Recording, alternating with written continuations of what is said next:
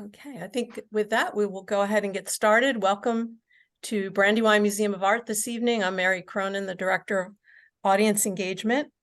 And our program tonight is called Rooted in Family. And the program is presented in conjunction with Brandywine's current exhibition, which is entitled Rooted, Family and Nature in Contemporary Children's Book Illustration.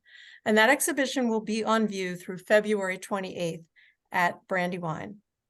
So please check our website also for future programs in this series, included Rooted in Nature, which will be held on January 17th, and also Creative Collaboration, a program we're going to hold on February the 8th. So we hope to see you back again for some of those programs.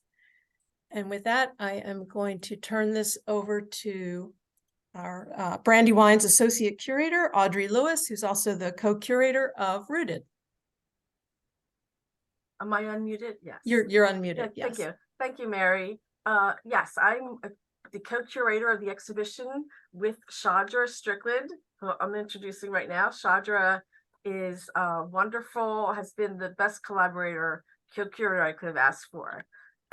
And she's really opened my eyes to the incredible world of contemporary children's illustration, which I didn't know a lot about. And I'm just feel blessed and lucky to have had this opportunity.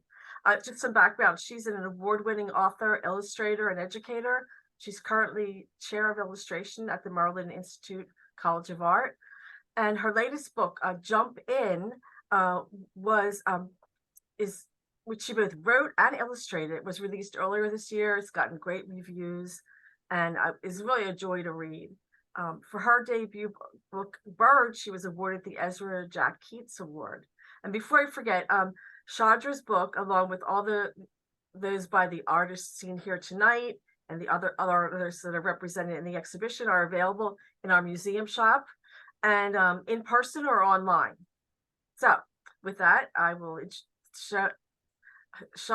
then give it over to Shadra for our wonderful program. Hi, everyone. Thank you all so much for being here.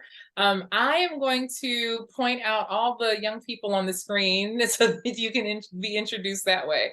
So to the left, at the top left is Audrey, who you just met. Right in the middle is me. I think I was about 7, 8 years old then in my grandma's house. To the right, we have Devon Holzwarth. Holzwarth. I always mix the O and the A. Holzwarth. So I thought this was a picture of Devon, but this is actually Devon's son and daughter. And Devon is the illustrator of Papa, Daddy, and Riley, which is a beautiful picture book about all kinds of families. And Devon's going to talk about that during the programming today. I didn't do formal introductions. So Devon, would you like to say hello to everyone and tell us a little bit about yourself? Sure. So my name's Devon Holzwarth, and I'm an illustrator and an author, mostly of picture books for kids. I'm currently living in Germany for the last 11 years. And I've worked on quite a few books, but I haven't been at this for that long. Yeah. And which it's been amazing the last few years, starting to work in children's illustration. And so, yeah, I worked on Papa, Daddy, and Riley. Should I talk about the book? Not yet. Not yet. We're going to get there. Okay. All right. Thank you, Devon. Yeah. Next is Cozbi Cabrera. Cozbi's bottom left. Cozbi is the illustrator of Me and Mama. Cozbi, would you like to tell us a little bit about yourself? Yeah, so I live in Evanston, Illinois, with my family. And I think we'll sort of get into a little bit more, but I am author, illustrator, and I absolutely enjoy working with textiles as well. So I love to make handmade dolls. Thank you, Cozbi. And last but not least, we have Joe Cepeda. Joe, would you like to tell us about this little boy in the bottom right corner? Sure, that's me and my mom with her cool beehive haircut there. I'm an illustrator, and I'm from Southern California, born and raised. I am an illustrator and author. I've been lucky enough to be doing this for about 20 years. I love doing it. I think I spent most of my career initially illustrating other people's manuscripts, but have moved into writing as well in the last few years. And so kind of feels like this is a whole brand new thing again for me. So that's kind of exciting. Excellent. And the book that Joe has in the show is Rafa Counsel and Papa. Exactly.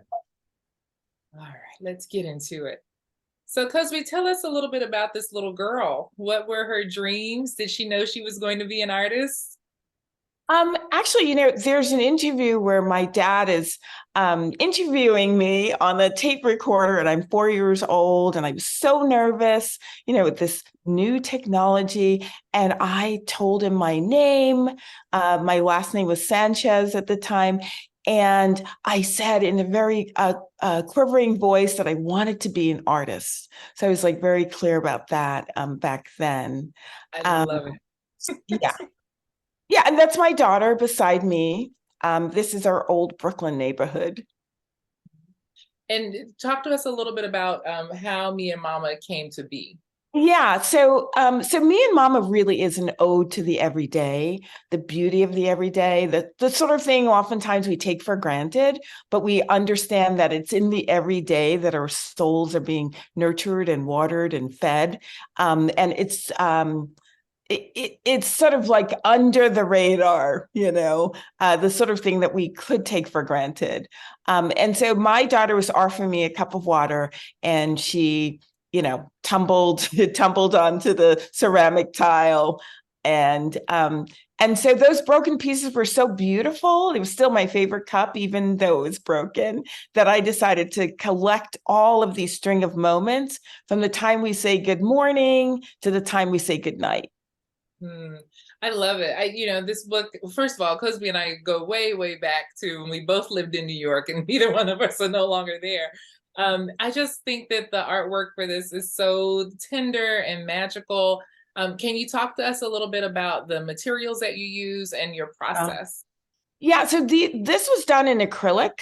And so my initial instinct was to show this tender bond between mother and daughter only using their everyday objects, and then the publisher did encourage me to show a little bit more of the characters. I was just only going to suggest them, Yeah. So these are done with acrylics on illustration board. Okay. That peekaboo moment is delightful. And so the show is about family and nature. Can you talk a little bit about your interactions with nature, and then even now with you and your daughter, how you experience nature? I mean, I just think that this whole book is an ode to your relationship too, right? And so this feels like you said, an ode to the everyday, but also a snapshot into your lives together. Yeah. So nature is something that I grew up appreciating, because I grew up in Brooklyn, and it was one of the urban centers, and so nature is something we had to go to, and we took great lengths to do that. So my dad's favorite place was the, Japanese garden and the botanic garden in Brooklyn. And that first picture of me at 4, that was me lost in this park, because my uncle would charter a bus just so that we could go and see the shoreline and experience being amongst the trees. So it's something that we've always treasured. And even if it wasn't in our immediate surround, I have to say. Yeah. Everyone else, feel free to interject and add comments. I want to appreciate each and every one of you all's contributions to this show, because the work is so delightful. So this is an early sketch from one of the final paintings. Right, it's the color sketch for one of the scenes. Okay, and what size are you working for these? So the color sketch is more along the 5x7, small, just a step up from my thumbnails. Yeah. And then my final paintings tend to be like on the 20x30 illustration board. So they're a little more sizable. I think this is just such a relatable moment. I remember begging my mother, I don't know, Joe, if you can relate as much as maybe me and Devon can relate to asking to like play in our parents' hair, but this was such a pastime for me as a kid. And I think kids will really be able to relate to this imagery for sure. And then this is the final illustration. So. Yeah. And it's the idea, you know, when the adults in your life allow you to do the things that you don't even do well, you know? Yeah. For sure. And Joe, you work in acrylic as well, correct? But your painting, and we're going to get to slides of that also, are so textured. Like the brush strokes are just so very different, even though you all are using the same materials. I actually work in acrylic only in underpainting, and then so the bottom layers are in acrylic, but I finish in oil paints. So everything that you see is largely oil painting. I just love the sort of organic and real feeling of it. And I worked with acrylics, but I've never quite made peace with it. But but it will dry so fast that it works great as underpainting. So that's how I do it. It's smart. I mean, go ahead, Cozbi. That's so interesting because my very, very first books, I did turn them in oil, but oil doesn't dry when you need it to dry. It dries when it's good and ready. And so, yeah, I think that's an interesting choice, Joe. Yeah, for sure. Yeah, over the years, and especially because I was an editorial illustrator in the beginning and I still like using oils, I learned to make it dry pretty quickly. By using dryers and stuff and just doing that. So I push that envelope a lot. Yeah. And Joe, just for the audience, people may not be familiar with editorial illustration. Can you just let them know what that is? Working for magazines and newspapers and the like. And of course, their deadlines are very quick. Right. So sometimes I had to get a piece to somebody out in a few days. And that meant I needed to dry something really quick. And of course, when I first started, I was shipping stuff out. So it wasn't like me taking a picture and just sending a file. So yeah, that forced the issue a lot. And because with your acrylic, like we can see areas of the hair where it's kind of see-through. So it feels like, and Devon, you're working in watercolor and gouache for your artwork. Yeah, I was gonna say I love how it's like a water medium too, looking like, you know, with being able to see some of the canvas through the hair and everything. I think it's so lovely. Yeah, it's, you know, even with the sketch, there's still this level of like spontaneity in the paintings that feels so I don't know, just approachable. I'm sorry, I didn't mean to cut you off, Cozbi. Were you about to say something? No. You know, and that's something we always we're on the lookout for, you know, from sketch phase to, you know, final, to not have it be wooden and frozen, you know. Right. Absolutely. Then talk to us about this image that you sent over. Yeah, so back then we were living in Brooklyn. Right now I'm living in Illinois, and so I'm very close to the lake. So it's easy access, you know, to be in nature. And back then we had to go to Prospect Park. You know, fortunately, I lived within walking distance, and we would spend the better part of Saturday, you know, morning and sometimes early morning, right before school. It's great to have a dog where you have to walk, particularly one that requires a tremendous amount of exercise. Absolutely. Yeah. So, and I paired this image with the image of the trees and the three of you walking in the trees. It's so perfect. Yeah. And so this one says, you know, we sing out loud to sky, and sky is taller than the trees. It's so lovely. And then I think I just wanted to show one of the sketches. Sure. And you could talk a little bit about your sketch process. So we saw these color sketch for every book. Do you work on like black and white sketches first and then a color sketch for every page and then final art, or is it just kind of all over the place? So I'll do a pencil, you know, and then create a dummy so that I understand how the pages are turning and how they relate to each other. And then sometimes I'll do a color sketch just to kind of like thrust direction and set up the approach. but not always. Sometimes I'll go right from once we've decided, what we're doing with the pencil. And I love the idea of working freely with the pencil so that I'm not attached to what my precious little hands have done, and there is the stage where I'm willing to, move things around, make changes, and just find sort of the best way to communicate, for that spread. And I'll go into the final art typically. Yeah. I think a lot of people are also interested in like, how long does it take to make a book, right? And so I know that varies from artist to artist, but I'm curious if you'd like to share how long, and I'll go to each of you.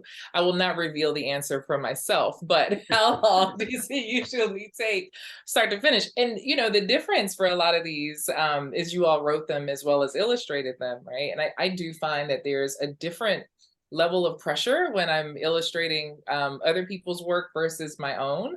So if you want to talk about that, that would be fantastic. We'll start with how long does it take? Yeah, so it varies. I always say there's a little bit of dialogue and back and forth, between the publisher and myself. I've been very fortunate because most publishers have given me total leeway with minimal inputs or direction, and just allow me to express as I choose, and I'm exercising good judgment in terms of what I think would work best, to tell the story. And I think it's important that you almost remove the text from the story, because the illustration should almost work as what I call the silent movie, so that when you turn the page, you really get a feeling of the progression of this narrative without the benefit of the text. Yeah. And so I always say I try to allow anywhere between 4 to 5 months for painting. And typically that's how it goes, but I'm finishing up a project now that I thought I was done with because everything was shipped, and it was just a lot of ooh and ah. And then the author decided, that she wanted the characters to more closely resemble her family album. So now I'm in the process of, getting those paintings back and changing all the skin tones, And so, and so that's less usual. That typically doesn't happen. Usually all of the changes and discussions occur in the pencil stage. Yeah. And I'll just come to the final illustration for this one also. Yeah. Thank you. I'll save the how long question as we go into the other the other pieces from the show. This is such a dreamy image. I just, at the end of the day, you have all these magical things floating around. I just feel like your palette is so specific and unique to you. How is it that you're thinking about color when you're approaching a picture book? Is it a narrative approach, or is it a very like personal, these are my favorite colors approach and the things I keep around me? Yeah, so I don't think that I have favorite colors. I oftentimes don't even think of color singly. I think of it in terms of how it relates to the color that might be next to it. Yeah, and so I'm not even thinking about the palette, believe it or not. I'm just painting. And so I think it's almost like our handwriting, it's not like we're deliberately, trying to do something. It's just what it is, Yeah. Thank you. I'm jealous because for me, it's pain and misery every step of the way. Thank you, Cozbi. Thank you, Shadra. So, Joe, we have Rafa Count Son Papa. This is the most adorable picture ever. How old was this little boy, and did he know he wanted to be an artist? I don't know how old he was there. I'm gonna say that's what, 3rd grade, something like that. Okay. I'm really bad at that kind of thing. No, he did not, although he drew plenty. But by the time he got to high school and stuff, he was no longer drawing. He went to a high school that didn't have art classes, and he ended up going to college back east to study engineering. And wow. Yeah, and then it was a sort of, long serpentine route till he found his way to making pictures. Yeah. So we're campers in my family. That's my son there. So we love the outdoors, but it's kind of a new thing. I don't think well, my son was in Scouts because we were looking for a way for him to have an outdoor life, but we didn't grow up with one really. I think my first exposure was a summer camp that, I grew up in Los Angeles as an urbanite in East Los Angeles and didn't have a lot of experiences with the outdoors. But our school back then took us to summer camp in a public school, and it was great. We were there for a week, and it just made an immense impression on me. Coincidentally, my wife also, who went to a school in East Los Angeles, went to that same summer camp too. Nice. So we both shared that experience. So we get out every year now, and this is us at the Petrified Forest, National Park. You're another person who has such a distinct use of color. Like it's the juiciest, the most vivid color ever. And again, is this more of the handwriting? Is this natural, or are you thinking about color narratively? So sort of to echo Cozbi's comment about the handwriting and it just being, a spontaneous thing and reacting to the color next to it. It's one of the reasons I do the underpainting in acrylic, because I use very arbitrary color for what you see there as line, like let's say the lines of the dad's shirt or their smiles and stuff is actually the acrylic underpainting, which I let show through. And that's kind of how I create line and stuff. But I do the underpainting in very arbitrary color. I just slap on a bunch of color because I hate doing color studies, because it's almost the more you figure out in the planning stages, the less spontaneity you're leaving for the end. And we all know that books are months-long projects, and if you're just replicating or doing what you've already figured out, it can be drudgery at the end, right? When you're knocking out these paintings. So I leave color to be as much of as spontaneity. Okay, I'm not saying that right. To be an act of spontaneity as much as possible. So I just kind of go with it. I just kind of mix it as I go. There's some things obviously that I know what they're going to be like, but I've been quoted before. Well, one of the things I ask myself when I first take a project on, whether it's my manuscript or somebody else's manuscript, I ask this very basic question, which probably goes back to my engineering background, is how much does this story rooted in gravity? Which basically means to me, is this an abstract story, poetic, or is this a plot-based narrative story?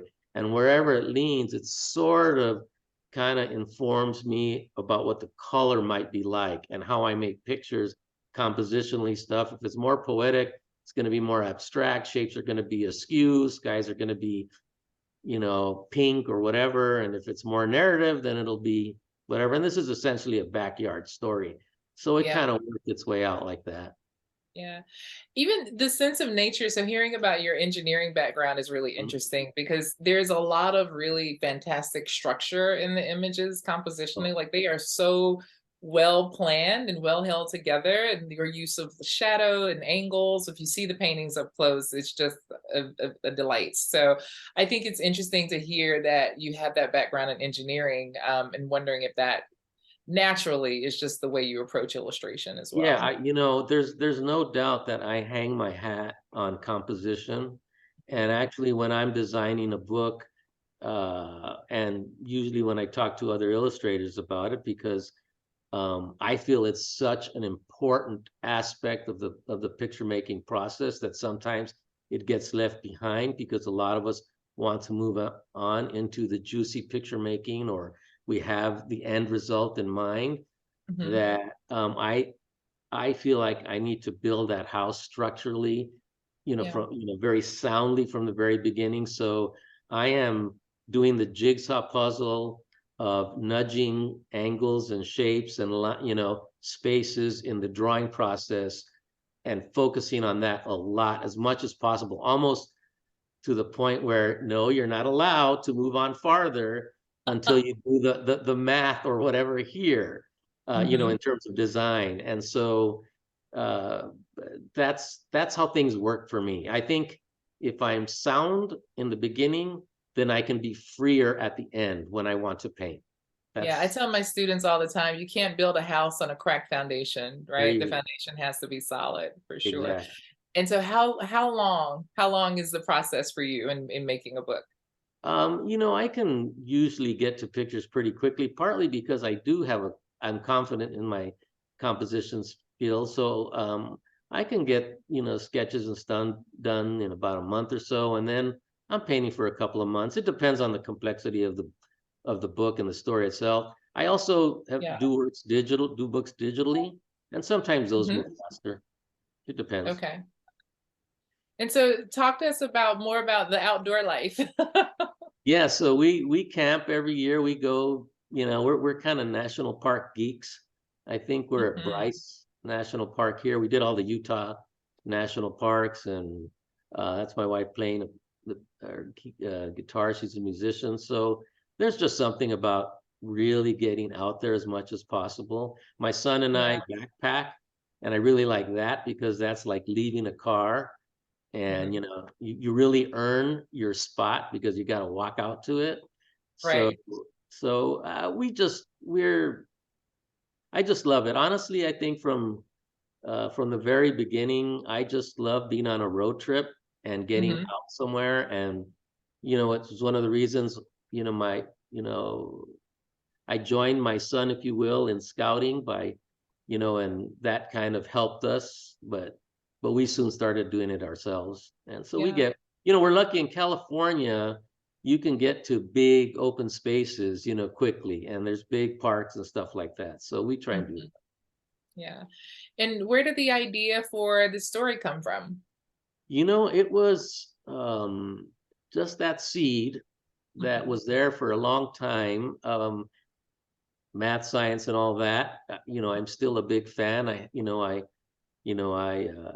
have crushes on astronauts and scientists and all that kind of thing.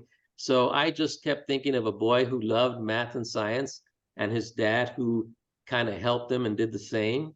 And you know, counting everything they could count, and of course, then you know, with someone said, well, how about count? What's the immeasurable? What can you not count? Or you know, kids always ask, how much can you count love? And that sort of started the story. It pretty much was a backyard romp.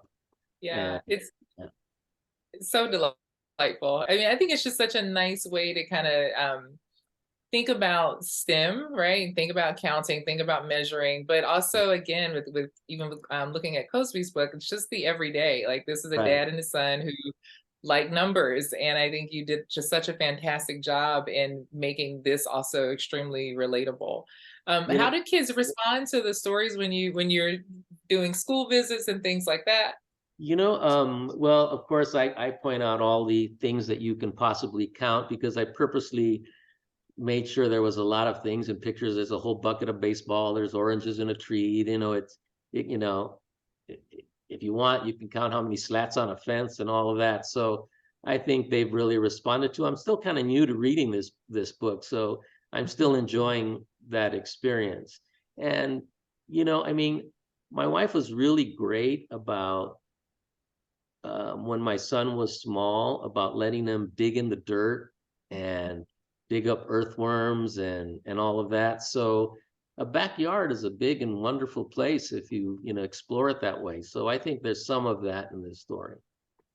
Yeah, I also see another dog in the corner.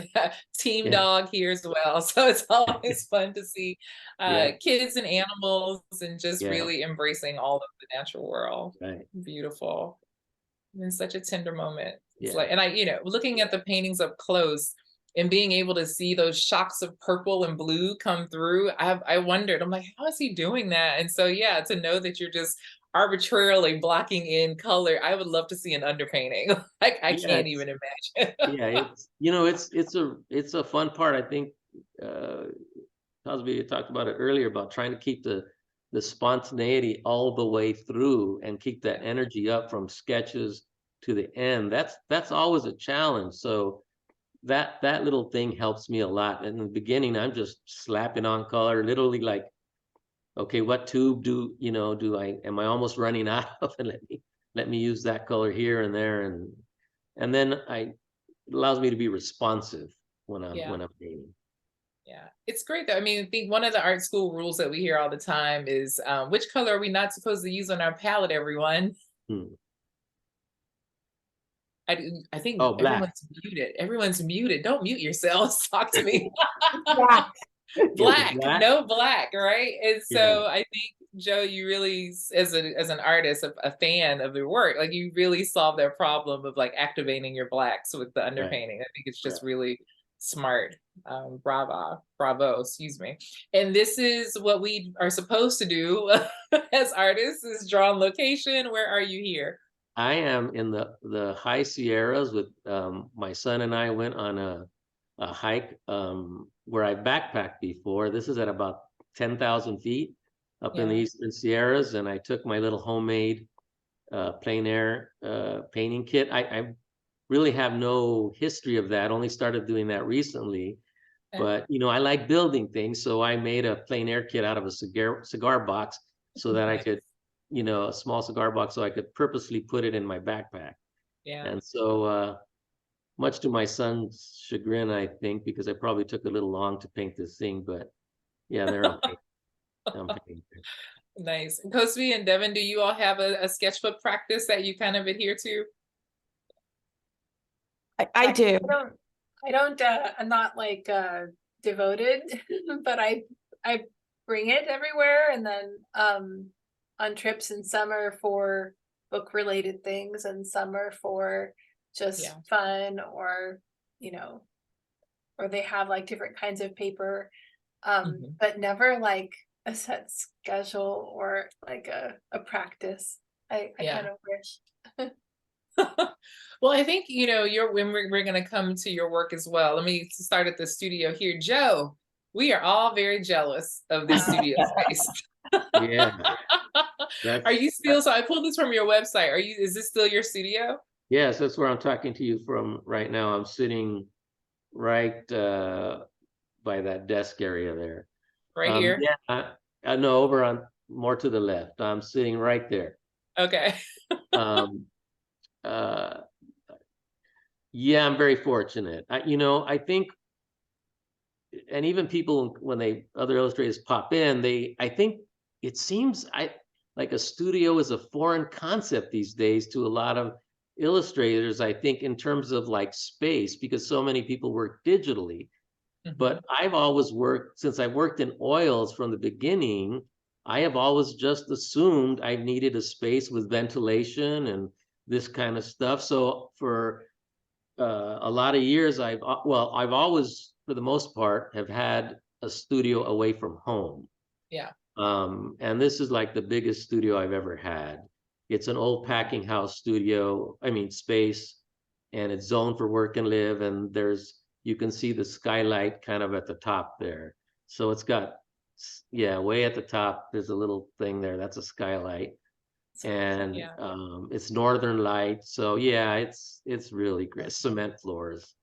Yeah. So I can paint and move digitally to drawing and everything. I have this whole thing on studios, and I talk about creating a studio and all that. If you ever need an assistant, I will happily fly to California. And with it like outside, can you wander from your studio out to go for a walk? And oh yeah, actually I can see the San Gabriel Mountains right out of those windows. I'm on the second floor, and below, this is horrible. Below me there's a wine bar and restaurants, and it's ridiculous. And I'm like walking distance from the Claremont colleges, so I go to lectures and stuff on occasion there. And yeah, wow, Joe. yeah, it's nice. So cool. Wow. Thank you. And Devon, talk to me about this little girl and if she wanted to be an artist. Yeah. So yeah, that picture is back in, so right behind us is part of the Panama Canal. And we used to go there. Well, it was just part of our surrounding area. But I feel like I remember this time. Yeah, I was always into a lot of things as a kid, and I loved animals and being outside. We had a bamboo fort. I was the youngest to be allowed into the club of the bamboo fort, which I took very seriously. And I was supposed to be their cook, and so I remember showing up with like milk and almonds in a cup to the bamboo fort club, and them not being very excited, but it was a very outdoorsy place, and I was outside a lot, and I think I absorbed all of that over those years. And so maybe as a kid, I was always making stuff and drawing and all of that. But I wasn't really sure what I wanted to do later on. And I had an art teacher in high school, and I hate that I always bring him up, but he deserves it. He was like, "Oh, you just make hippie art. You should not go to art school." And oh no. and he was so mean. And I think it kind of spurred me on though, because I was like, well, that's not very fair. And I was contemplating like what I wanted to do, and if it was writing or I don't know, various things. And I got into RISD. And I really didn't know much about RISD living in Panama, and maybe this was 95, 96 is when I started at RISD, but I didn't know what a cool place it was going to be. And when I went there, I didn't know anybody, and I had no winter clothes. Like, I was very unprepared, I guess. But I'm really happy that I took that leap and went into RISD, and then I went into textile design, and learned very quickly that I was not good at very tedious work like weaving, which is what we did a lot of. But I moved into screen printing and making large paintings, and I said, oh, this is like a very good fit for me. And my uncle was a painter full time, and my dad painted on the weekends, and it was a very comfortable spot for me. But I was in textiles, and so when I graduated, I was trying to find a job in textiles. This is actually my mother. I know. Well, I know. Okay. I saw that on the picture, and I thought I just wanted to hear you talk about her because you sent me this picture, and it's such a delightful photograph. Isn't it? I know. It's actually in LA because when she was a kid, she had a problem with her joints, and her parents sent her to live with her grandparents in LA. And so yeah, it's so sweet. And that little dog looks like my little dog, which is really cute. But yeah, she was very encouraging of me. And my parents never said, oh, don't, or, they just never doubted that I should go and study art and see what I could do. And I really appreciated that. And then I couldn't find a textile design job. And so I started a business painting murals, and I painted murals all over the Bay Area, in people's houses and businesses. And I did a lot of kids' rooms, and just, worked for myself and really enjoyed that. Yeah.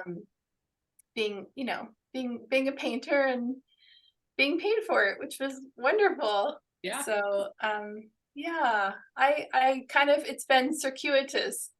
Yeah. And there's my dad, who's no shame in wearing his pajama pants for, This picture is the sweetest thing.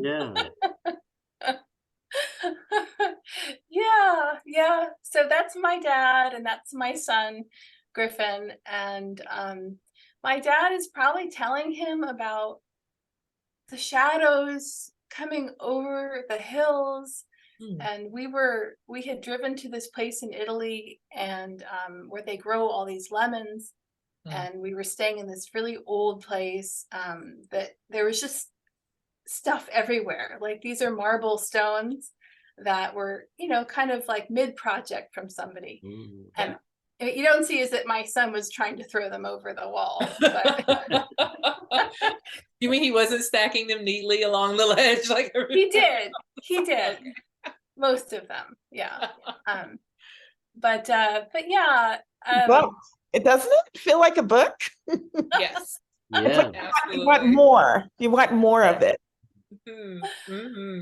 Yeah. So lovely. Yeah. They're a really big inspiration for me. I feel like I always reside in childhood just personally. Because I had a really lovely childhood in Panama. Like, we were very free. It was okay. Yeah, stuff would get stolen if you put it down, but you were safe, right? And so we just wandered, and we as kids, we could go out in the jungle. We could really just spend out our time outside all day, and then just come back when the streetlights came on. And so I've always hoped for that for my kids. It's a little different, nowadays, but we do find places and time, and we try and spend time in nature as much as possible. And when everything shut down during like the first COVID wave of stuff, there's a cherry orchard outside of the house here, and it's kind of wild. The city planted it a few years ago, and they haven't maintained it perfectly, and so it's just thousands of cherry trees. And they're delicious. But anyways, my kids it felt like 2 months like outside in the trees, and they would just like sit up in the trees, and they would watch people go by, and they would make little noises, and people would be looking around, and it was kind of like it was just a very sweet thing happening in the midst of difficult stuff. But I feel like they just really enjoy nature, just like kids are meant to. I love this picture, and I put it here because right after we see Riley in a similar pose with her hands up. I know she's holding on to her dad's hands, but I thought that would be a nice segue. So what you got this book, you were working on this book throughout the pandemic, or it came out like right when things were shutting down? This was before we had any idea what was coming. Okay. Yeah. I heard about the book. I was working on a book of mine, an author illustrator book at the time. And then I just signed with my agent, and she said, "Hey, Devon, there's this book, Papa, Daddy, and Riley. We'd love for you to check it out." And I hadn't done a book in the US before, and I was like, "Well, that sounds really nice." And it's written by Seamus Curse, and I was chatting with him, and just thought it would be a great book to work on. And so it was, well, I mean, so for me, I was working in a lot of different media, which I really like. And on my book Found You at the time, and so I kind of carried that into Papa, Daddy, and Riley, trying to see what I wanted to work in. And that's for me like where a lot of the excitement comes from, is playing with different media, and not just like saying, okay, this is going to be pastel, or this is going to be color pencil. It's going to be everything. So So lovely. Yeah. So lovely. And such an impactful moment. And just, I mean, in this story, Riley's being kind of pushed to choose. That one of her parents is the dad, and she's like, I don't want to have to choose. And I love the story so much. And I think that, similarly with Joe and his engineering background, that textile background just shines so strongly in your work. Just the use of patterns, the use of color. It's just really fantastic. And so this other question, and I'll ask what I asked of everyone else, typically, how long is the process for you? Yeah, it's a little, I always feel time pressure. I should say.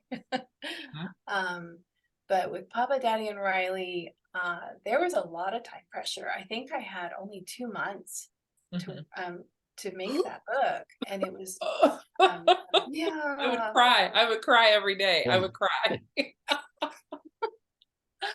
Yeah. And so I was a little panicky about that, but got it done. Yeah, and it's beautiful. Yeah. When you say 2 months, do you mean 2 months after the sketches are approved, or 2 months for the entire process? For the entire process. Oh, wow. Yeah. I had the same question. Yeah. So normally I can get sketches done in a couple of weeks. And then I would like to revise them into something that I can really work with. And then I'm really fiddly with color. Like I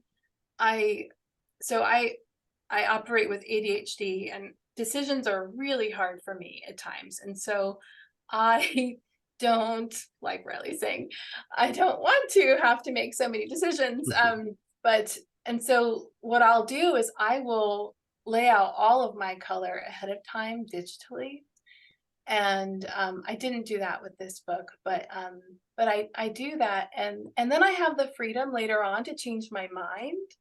But I've already gone through what I think works when I look at it, and then I can be spontaneous in what media I use. I can use media that's spontaneous on its own. Maybe it has a lot of granulation or weird things that it does with the color, so I can't control it all the way, and all of that. But I really like knowing what the color will be, because for me, that's the emotional connection, and that is the most important part to me, is the connection that you feel when you're looking at the book, at the story, and reading it. So yeah. And I love the umbrellas, because it feels like your artwork with the rainbows. It's so lovely. And this is your family. That's right. Yeah. So yeah, on the left, that's my kids and some of their friends when they were quite little. And we were really adjusting to how much it rains and what to do when it's cold and rainy out. And you can do a lot.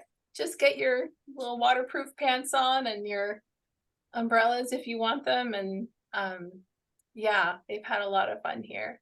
Nice. And this is in the Aachenerwald, in the forest, not far from here, which you can actually just walk out the back and keep walking, and you can end up in the forest. And we walk right into the Netherlands every weekend. We go for a long walk. So it's full of big, beautiful trees and rolling fields of, the farm fields and stuff. Yeah. And those are our 2 dogs. Yay, and dogs. So yeah, we also get a lot of walking in. Yeah. So great. And I think, in contrast to Joe, with all of the very tight structure of the compositions, your work is so organic and free-flowing, and it just feels so, I know it's not, right? But it just feels so spontaneous, like you just decided, I'm going to make this beautiful piece of artwork. Let me get my color pencils and voila. That's how it happens, right, Devon? Well, this one was actually, I was happy with this because this was my sketch, and then it ended up being like the final nice. Piece. So sometimes that happens, Yeah. Oh, I should have said that normally it's more like over the course of 6 months does, a book start to Yeah. finish. I don't want to give any like false ideas. Like, I don't think books should be made in 2 months. Yeah. And then size wise, I think, you're working pretty closely to trim size in these, correct? Yeah. Yeah. I think everyone else is working a little bit larger. So there are so many conversations about how the art is made and size and this and that. But yeah. I've heard that, some people like to work smaller, and then Mhm. they'll blow up the work to then, really amplify the texture and but yeah, I usually work like true to size. This is one of our favorites. And so this is pastel gouache color pencil, but there's also collage in this as well. Yeah. Some of the flowers, it's quite flat here, but yeah, some of the flowers were cut and pasted, and yeah, I love working with just with flowers and nature, and to give. I used to paint scenes with repetitive flower as pattern, and figures on top with animals or people. This was a long time ago, and to me it's like it creates a moment where like there's no definite time, so it's just like time is irrelevant. And I think that that's kind of what I wanted here, was that it's just this moment of love makes a family, and that's what we are. We're a family because we love each other. Yeah, for sure. It's Yeah. such a tender moment. I love, when I teach, I remind my students all the time that your figures can touch each other, right? Like they can hug Right. each other and they can give kisses and things like that.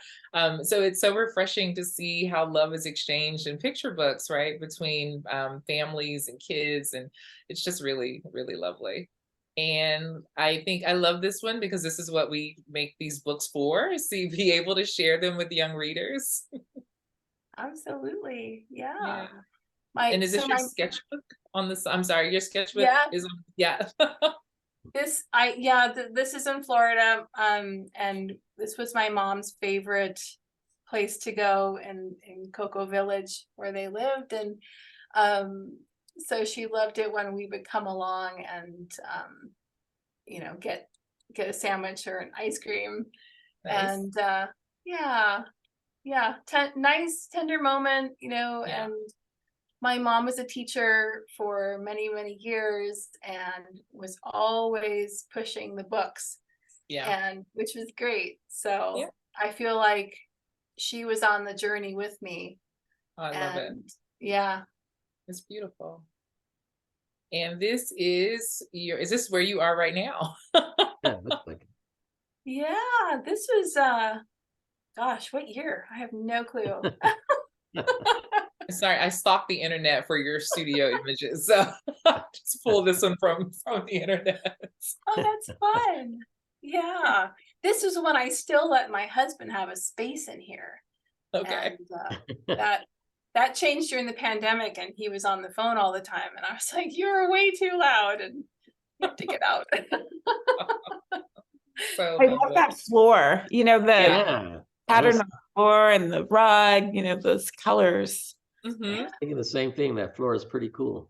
Yeah. Yeah, it's still here. It's hanging in there. It's gotten a bit, dirty, but yeah, I like to move everything around. It's a good sized space, but the angled walls are quite a challenge. So Mm. I'm always looking for different ways to be able to put things up. Nice. Well, that was it. I think we made it, like we have 5 minutes for questions. So if there are any questions from the audience, I'm happy to take those. I have a question. Have any of you written for other illustrators? And if so, what was that experience like, giving over your idea to someone else to visualize it? I have not. I haven't. But you have Jean, and if you'll turn on your camera and talk to us about that. So Jean Beretta is the author of George Washington Carver's Secret Garden, which is also in our show. And Jean worked with Frank Morrison. Frank was the illustrator on that book. So make sure that you check that out as well. And how was that? And that wasn't a self-serving question. I know, but since you're here, let's talk about it. Well, just because I don't want to take your time away, but it can be a challenge because you get used to writing visually, and then you have to just hand it over and give them their not territory, but their space, and their freedom to make it whatever it's going to be beyond the story that you put on paper. Yeah. So, but it works if you have, you can find the right collaboration. It can work. Like with Frank, I'm so happy with his work. It's beautiful. It's beautiful.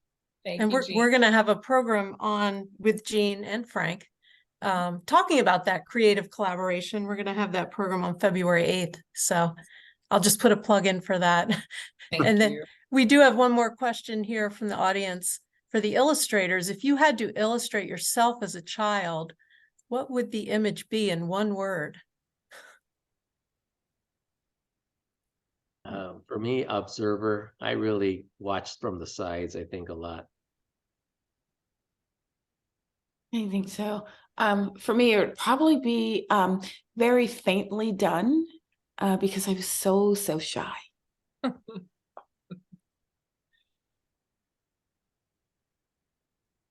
Devon, I'll go last. You're a guest. Unicorns under the sea. I drew them all the time. I love it. My image would be joyful. It's joyful. Yeah. Hey team, this was fantastic. I've been a fan of your work for a very long time, and so it's been such a pleasure getting to know you again through these books and through this show. And Devon, I know we haven't met in person, but it's so wonderful. But Joe, I haven't met you in person either, but gosh, I feel like I've known you for a long time. Yeah. Yeah. So it's such a pleasure. The show is absolutely beautiful. I know that all of you won't be able to get to see it, but if you can, it's just phenomenal. And it's definitely thanks to the work that you've loaned us. So thank you so much. And Audrey, do you have any final words that you want to say, or Mary? I second what you just said. The exhibition is thrilling, actually. When the work came in to the museum, all of your work came into the museum. It was such a treat. It was like a magical moment because every one of them was every work was so different from each other, and it was really apparent when we put the show on the walls and we picked these bright colors, and all the works work so perfectly against any color in reality. But it's just been a real pleasure, and I've loved this program tonight, getting to know all of you and hearing all your stories and the images, the photographs, all really great. So thank you all. I did get to see the show, and I was there on your family Sunday. And for those of my colleagues here who have not seen it, I think you'd be happy to know that families just stood in front of all the paintings, kids and older folks alike, just really enjoying it. And I think someone asked me when I was there about the difference of someone looking at your work in a book or actually seeing the paintings on the wall. And I realized that was a new experience for me, to see people looking at the art and the painting so closely, that only a museum, I think, can do, like the Brandywine did. So that was very terrific. So you should know that it's a great exhibit. It's great for people to spend time in it. It's wonderful. Thank you. Yeah, thanks to all of you. The exhibit is on until February 28th, 2024. So if you are able to come see it, as everyone has said, that was going to be my point at the end, was just how amazing this work, the original work is. To see original works of art is really thrilling. And there's so much dimension that comes through. The books are fabulous, but there's so much additional dimension that you pick up when you get that experience of seeing it in person. So thank you for sharing that work. And yeah, we're really excited to share it with our museum audience. It's an honor. Thanks for having us. Anytime. Thank you all. Look, I Great look to be forward here. to stalking your work from now on. I will always look out for your books. It's been such a treat, and I hope that everyone has a lovely evening. Thank you all so much. Thank you. Ew. Thank you. Good night. Good night. everyone. Right. Bye, everyone.